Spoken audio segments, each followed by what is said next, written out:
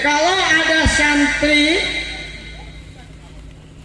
yang ingin jadi ulama, punya karomah, punya barokah, silahkan amalkan manaqib Jawahirul Ma'ani dan Jawahirul Saniyah. Kalau bisa 50 tahun kata Romo, orang itu bisa akan jadi wali abdal. Gitu ya. Itu keutamaan baca manaqib Jawahirul Ma'ani dan Jawahirul Saniyah. Udah beli, udah punya kitabnya? Belum? Nanti ke Ustadz Syafi'i ya. Nah, kalau nggak bisa bacanya udah disimpan aja, jadikan jimat, nggak apa-apa, gitu ya. Gitu. Nggak apa-apa. Nah, sekali lagi, kalau ibu ingin tenang, ingin selamat dunia akhirat, cintai Syekh Abdul Qadir. Saya cerita, pada waktu zaman Syekh Abdul Qadir, ada santrinya yang suka ikut jamaah pengajiannya, orang tuanya meninggal, lalu santrinya itu ngadu ke Syekh Abdul Qadir ya, dan orang tuanya meninggal. Setelah meninggal, diimpikan oleh anaknya itu orang tuanya lagi disiksa oleh malaikat Munkar dan Nakir. Lalu melihat orang tuanya dalam mimpi sedang disiksa, anaknya itu merasa khawatir dan kasihan dan nangis kepada Syekh Abdul Qadir. Ya Tuhan Syekh, tolongi ayah saya. Kata Tuhan Syekh, emang kenapa ayah? Ayah saya udah meninggal Tuhan Syekh. Emang kenapa kalau udah meninggal kembali lagi? Tidak. Tapi saya mimpikan ayah saya selalu sedang disiksa oleh malaikat. Mohon tolong ayah saya doakan supaya tidak disiksa. Kata Tuhan Syekh, apakah orang tuamu suka padaku? Resep kasih ke kaula, cek saya belum kode. Wah enggak suka ikut jamaah. Apakah orang tuamu suka ikut jamaah? Enggak. Resep? Enggak. Pernah enggak sekali aja ke tempat pengajian saya ini? Belum. Pernah lewat? Lalu kata anaknya, pernah. Cuma lewatnya itu bukan mau ngaji, tapi mencari untaknya yang hilang, yang lari. Pernah lewat? Betul, pernah. Lalu kata Syekh Abdul Qadir Jailani ke kamarnya dan munajat kepada Allah, ya Allah, si Fulan, bapaknya si Fulan, tolong hentikan siksaan di kuburnya, ampuni dosanya, itu murid saya. Ya Syekh Abdul Qadir, itu kan bukan murid kamu, nggak pernah ngaji pada kamu, karena dia pernah lewat ke tempat pengajian saya akui itu murid saya. Lalu siksaannya diangkat oleh Allah dan diperlihatkan lagi kepada anaknya bahwa anak bapaknya sedang menikmati radatul jannah, di kuburnya tidak disiksa lagi. Nah itu kata Syekh Abdul Qadir Jailani, janji kalau orang itu menjadi murid saya, suka sama saya, bakal dijaga nanti kalau mau masuk neraka saya akan tolong.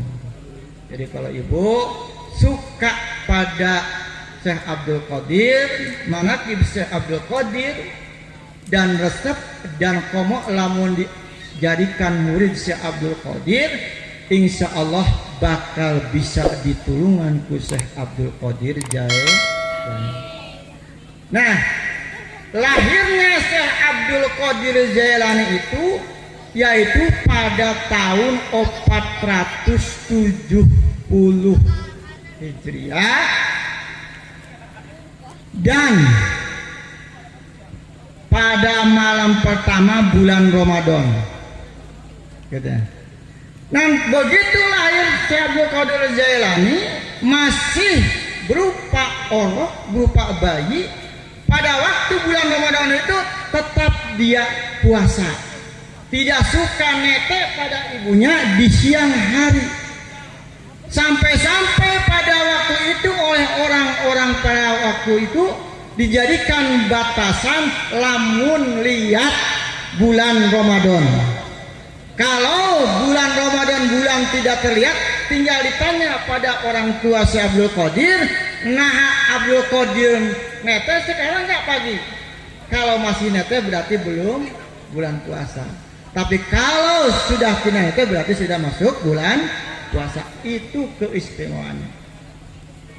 Dan bahkan Syekh Abdul Qadir Jailani bisa menghidupkan yang mati. Pada suatu saat Syekh Abdul Qadir Jailani melihat orang yang sedang berdebat antara orang Islam dengan orang Nasrani, dengan orang bangsa Nabi Isa alaihissalam. Kata orang Nabi Isa alaihissalam, Nabi Isa alaihissalam lebih mulia dari Muhammad. Kata orang Islam, Nabi Muhammad lebih mulia dari Nabi Isa. Lalu oleh Syekh Abdul Qadir Jailani ditanya orang Nabi Isa itu, orang kaum Nabi Isa, kenapa kau mengatakan Nabi Isa lebih mulia dari Nabi Muhammad? Kata mereka, karena Nabi Isa bisa menghidupkan orang yang mati, sedangkan Muhammad tidak. Kata Syekh Abdul Qadir Jailani, saya ini bukan Nabi, tapi saya pengikut umat Muhammad. Kalau saya menghidupkan orang mati sekarang, apakah kau akan beriman kepada Nabiku Muhammad? Lalu orang-orang Nabi Isa itu menyetujuinya. Kata Syekh Abdul Qadir, silakan tunjukkan kuburan yang mana yang saya akan hidupkan, yang saya yang ingin hidupkan. Lalu ditunjukkanlah kuburan yang telah lapuk, yang telah tua. Kata Syekh Abdul Qadir, dulu Nabi Isa alaihissalam menghidupkan orang mati dengan berkata apa? Kata orang Nabi Isa itu menghidupkan orang yang itu qum biidnillah, hiduplah, berdirilah dengan izin Allah. Kata Syekh Abdul Qadir Jailani, kuburan ini orang matinya itu di dalamnya orang mati, tapi waktu di dunianya itu adalah penyanyi. Kalau sekarang Roma Irama mungkin ya. Lalu kata Syekh Abdul Qadir Jailani menghadap kuburan yang ditunjukkan oleh orang-orang Nabi itu, qum biidni. Kata Syekh Abdul Qadir Jailani, berdirilah, bangunlah dengan izinku, bukan izin Allah. Lalu kuburan itu pecah dan bangunlah, berdirilah, hiduplah orang yang dalam kuburan yang telah lapuk dan bernyanyi. Dan bernyanyi. Ada lagi, waktu di Japasa itu ada sebuah kampung yang tidak ada calon pemimpin.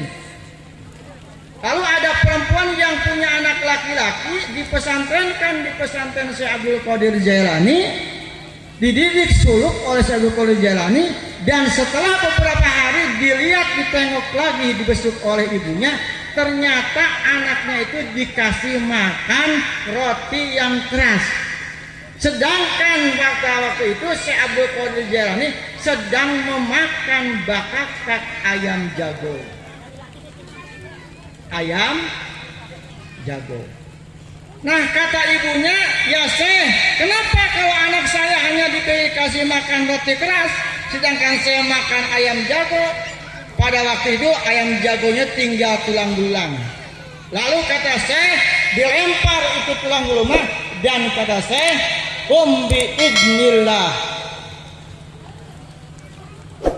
berdirilah, hiduplah ayam dengan izin Allah.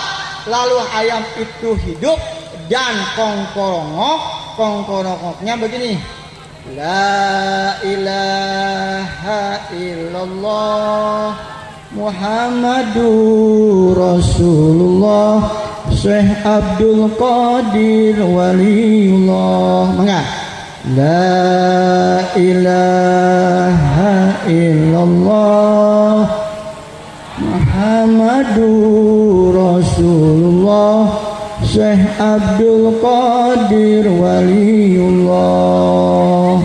La ilaha illallah Muhammadur Rasulullah Syekh Abdul Qadir Waliullah. Al-Fatihah. A'udzubillahi minasyaitonir rajim. Bismillahirrahmanirrahim. Alhamdulillahirabbil alamin. Iyyaka na'budu wa iyyaka nasta'in. Ihdinas siratal mustaqim. Shiratal ladzina an'amta 'alaihim